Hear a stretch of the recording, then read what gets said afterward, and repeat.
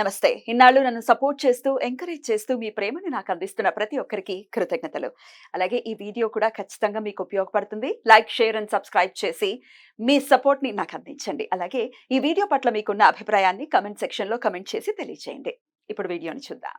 నమస్తే. Welcome to our channel. నేను పద్మిని. ప్రస్తుతం మనతో పాటు ప్రముఖ ఆధ్యాత్మికవేత్త, వాస్తు జ్యోతిష పండితులు కేఎస్ఆర్ గారు మనతో పాటు ఉన్నారు. మాట్లాడదాం. సార్ నమస్తే సార్. ప్రతి వారం కూడా తాంత్రిక పరమైనటువంటి వస్తువుల గురించి చాలా వివరంగా తెలియజేస్తున్నారు. తంత్రం అంటే భయపడిపోతారు అనుకుంటా. తంత్రం అంటే అదేదో క్షుద్రం కాదు. తంత్రం అంటే ప్రక్రియ అని అర్థం. రైట్.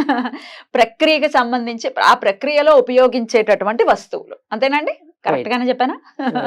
రైట్. అయితే ఈ మధ్య కాలంలో ఈ పసుపు గణపతి అనేది వింటున్నాం. ఈ పసుపు గణపతి అంటే ఏమిటి అంటే, పసుపు గణపతి అంటే ఎల్లో కలర్ లో ఉన్నటువంటి గణపతి కాదు, పసుపు కొమ్ములతోటి గణపతి అనేది కూడా వింటూ ఉన్నాం. ఏమిటి పసుపు గణపతి పెట్టుకోవటం వల్ల వచ్చేటటువంటి ఫలితము? అసలు ఏమిటి పసుపు గణపతి అంటే? తప్పకుండా. అంటే ఏవైనా సరే ప్రకృతి సిద్ధంగా లభించేవి ఏవైతే వస్తువులు ఉంటాయో అలాంటి వాటితో చేసినప్పుడు మనకి అంటే మనం కృత్రిమంగా మనం తయారు చేయటం అనేది కాదు, న్యాచురల్ గా ఫామ్ అవుతాం అనేది ఒకటి, లేదా న్యాచురల్ గా వచ్చే వస్తువులతో మనం చేయటం అంటే ఇప్పుడు పింగాణి పాత్రలతో కానీ అలాంటి వాటితో మనం గణపతి చెక్కుతూ ఉంటాం. సో శంఖాలు కూడా చేయొచ్చు పింగాణితో. అలాంటివి ఫలితాలు కాదు. కానీ మనకి ఇప్పుడు కొన్ని మామిడి కొమ్మ ఉంటుంది, ఆ మామిడి కొమ్మతో స్వస్తిక్ చేయటం అనేది ఉంటుంది. అది చాలా మంచి ఫలితాలు ఇస్తుంది. సో దాని గురించి ఇంకోసారి ఎప్పుడో చెప్తాను. బట్ కాకపోతే ఇవన్నీ ఏంటంటే ఇలాగా ఏవైతే పసుపు కొమ్మలు ఉంటాయి అంటే మనకి ఈ సాలగ్రామాలు కానీ, గోమతి చక్రాలు కానీ, తర్వాత మరి ఈ యొక్క వివిధ రకాల లింగాలు, పాదరస లింగాలు కానీ, బాణలింగం ఇవన్నీ ఉంటాయి కదా, ఇవన్నీ కొన్ని కొన్ని ప్రదేశాల్లో లభిస్తాయి. తర్వాత వాటి యొక్క వాల్యూ కూడా ఒక్కోసారి ఎక్కువ ఉండొచ్చు. అలాగే వాటిలో ఏది డూప్లికేట్ అనేది కూడా మనం చెప్పలేం. ఓకే, ఏది సహజ సిద్ధమైనది, ఏది వీళ్ళు తయారు చేసింది కృత్రిమంగా అనేది మనం చెప్పలేం.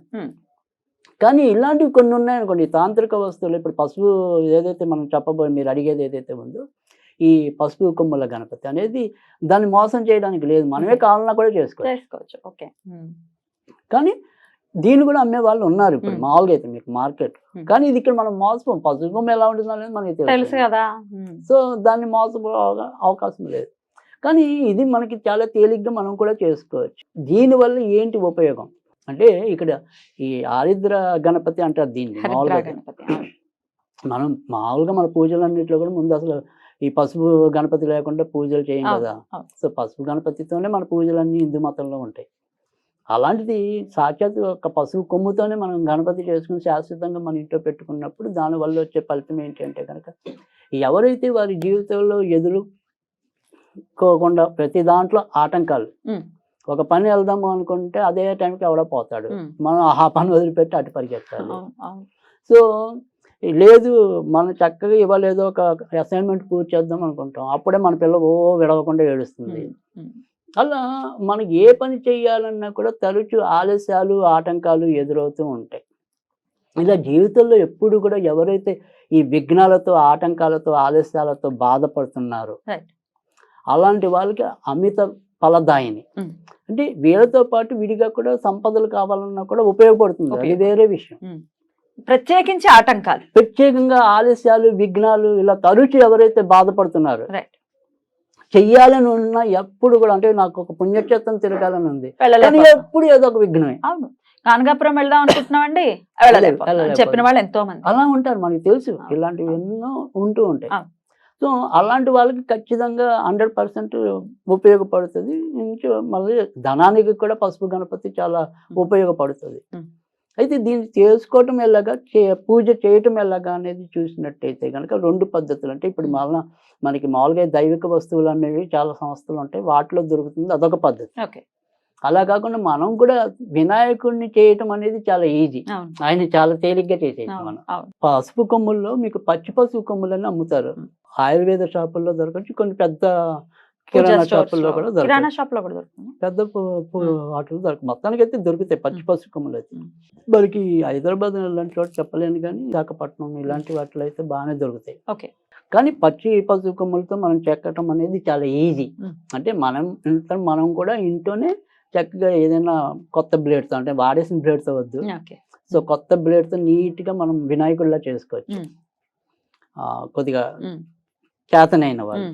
అలా కాకపోతే మనం అలాగో దొరుకుతాయని చెప్పాం, అదైనా తీసుకోవచ్చు. అదైనా తీసుకో తీసుకుని మనం సొంతంగా చేసుకుని దీన్ని ఎప్పుడు చేయాలి అంటే కనుక, ఎప్పుడైనా సరే మీరు మొదట ఇంట్లో పెట్టుకునేది మీరు ఎప్పుడైనా చేసుకోండి, కానీ మన ఇంట్లో మనం పెట్టుకునేది కానీ బుధవారం కానీ గురువారం కానీ పెట్టాలి దీన్ని. Okay okay.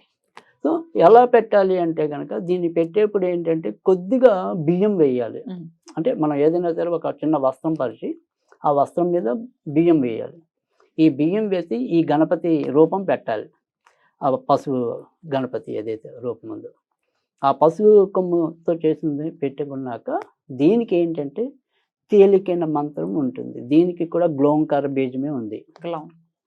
సో ఓం గ్లోం ఆరిద్ర గణపతియే సర్వజనమ్మే వసమానాయ స్వాహ. ఓం గ్లోం ఆరిద్ర గణపతియే సర్వజనమ్మే వసమానాయ స్వాహ అనేది. ఓం గ్లౌం హరిద్రా గణపతి గణపతియే గణపతయే సర్వజనమ్మే సర్వజనమ్యే వసమానయ స్వాహ. స్వాహ అంతే. అది తేలికే. అది 21 సార్లు చదువుకోవాలి ప్రతిరోజు. ప్రతిరోజు అంటే ఒక 40 రోజులు చదువుకుంటే చాలు. ఓకే. తర్వాత ఇప్పుడు ఏదైతే ఈ పసుపు కొమ్ము ఉందో వాళ్ళు ఇంట్లో వాళ్ళ ఏమంటాం బీరువాలో పెట్టుకోవచ్చు, లేదా అలా దేవుళ్ళ దగ్గర అయినా కూడా అలా పెట్టచ్చు, పెట్టేసుకోవచ్చు. అదేంటంటే కొన్నాళ్ళు వాడాక పుచ్చిపోతుంది, అప్పుడు మళ్ళీ ఇలాగే ఇదే రకంగా చేసుకుంటే సరిపోతుంది. కాకపోతే పచ్చి అలా పాడైన దాన్ని ఏం చేయాలి మరి? మనం ఎక్కడైనా సరే ఎవరు పక్కన చోట పడేయచ్చు, నీళ్ళలో పారే నీళ్ళల్లో వదిలేసేయచ్చు, అలా చేసుకోవచ్చు. పైగా పెద్ద ఖర్చైన పని కూడా కాదు. సో చాలా తేలిగ్గా చేసుకోవచ్చు, అందరూ కూడా చేసుకోవచ్చు. ఆ బియ్యాన్ని అండి, బియ్యం తర్వాత మళ్ళీ మనం నిర్మాల్యంలాగా వదిలేయటమే దాన్ని, అంతకంటే ఏం చేయక్కర్లేదు. సూతకంలో ఉన్న వాళ్ళు ఈ ప్రక్రియను చేసుకోవచ్చా? అంటే సూతకంలో ఉన్న వాళ్ళు ఏం చేస్తారంటే ఇక్కడ మనం మంత్రం అనేది ఇస్తాం కాబట్టి కొద్దిగా కష్టం. కష్టం, సూతకం అయ్యాక చేసుకోవాలి. రైట్.